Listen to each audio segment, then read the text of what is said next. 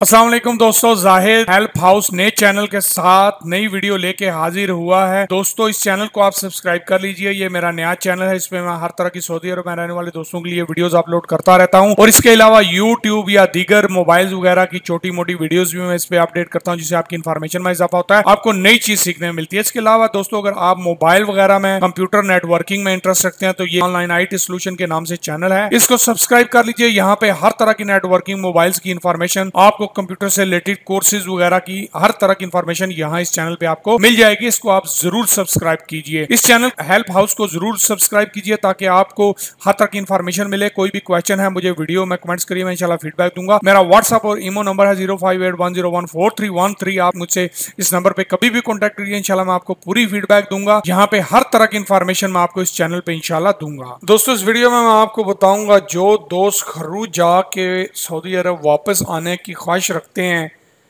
उनके लिए क्या चीज़ें ज़रूरी हैं, उनको किन चीज़ों पे अगर वो किसी वजह से भी खरूज गए हैं, वो मतलूब थे खरूज गए हैं आज की वजह से या किसी और केस की वजह से, वो अपने कफ़ील से किसी लड़ाई झगड़े की वजह से गए हैं, कफ़ील या कंपनी की रजामंदी से गए हैं, रिज़ाइन करके गए हैं, कंपनी ने टर्मिनेट किया है काम ना होने की वजह से गए हैं, या फिर वो जो है इस 3-4 महीने की मोहलत में पकड़े गए थे या खुद पकड़वाई दी है उन्होंने इसलिए गए हैं, या वो छुट्टी गए हैं और वो वापस आना चाह रहे हैं।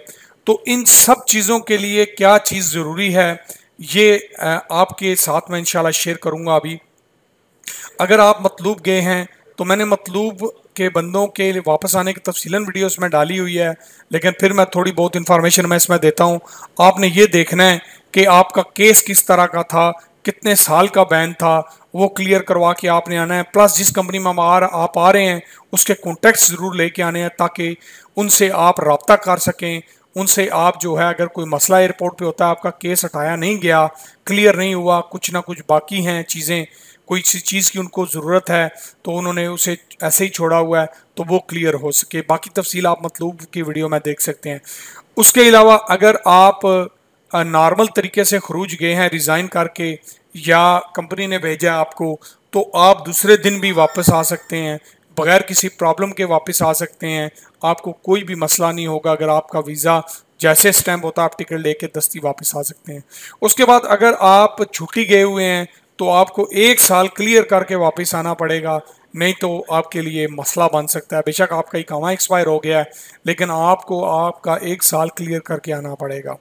दोस्तों, खरूज जाके आप वापस आ रहे हैं किसी नई कंपनी में, तो कंपनी को आप ऑनलाइन आजकल गूगल में हर चीज़ मिल जाती है, चेक करें कहाँ लगी हुई है। इसके अलावा मेरे इसी चैनल पे आपको ये भी मिल जाएगा कि आपका अगर वीज़ा इशू हो चुका है, वीज़ा एप्लीकेशन डाल के पूरी डिटेल आप कैसे अपनी कंपनी की कफ़ील की जो है देख सकते हैं। काफ़ी चीज़ें उसमें आपको कम से कम कफ़ील का की डिटेल थोड़ी बहुत जो है वो मिल जाएगी, या कंपनी की जो डिटेल होगी थोड़ी बहुत वो मिल जाएगी। उससे आपको फ़ायदा हासिल हो सकता है। आप मेरी वो वीडियो भी देख सकते हैं, इसी चैनल में आपको मिल जाएगी इंशाल्लाह। तनख्वाह, सैलरी, सिस्टम, खान पीन, रिहाइश सब ठीक है या नहीं है।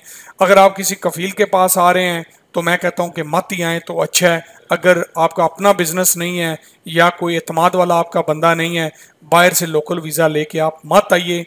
यहाँ पे मैंने तफसीलन वीडियो आज़ाद वीज़ों पे आने वाले लोगों पे बड़ी डिटेल से बनाई हुई हैं, आप देख सकेंगे, आप समझ सकेंगे कि मैं ये बात क्यों कह रहा हूँ और आपको इसकी क्लियर समझ आ जाएगी। तो ये छोटी सी इन्फॉर्मेशन थी खरूज जाके बंदों के आने के लिए, जो मैंने सारे क्वेश्चन काफ़ी बंदों के एक ही वीडियो में क्लियर किए हैं। मैं उम्मीद करता हूँ आपको इसकी समझ आई होगी। वीडियो को शेयर लाइक ज़रूर करिए, चैनल को सब्सक्राइब ज़रूर करिए, दोस्तों तक पहुँचाइए ताकि उनको इस तरह की अपडेट्स इन्फॉर्मेशन का पता चले। मिलेंगे नेक्स्ट वीडियो में, तब तक अपना और अपने साथियों का बहुत ज़्यादा ख्याल रखिएगा। Thanks for watching.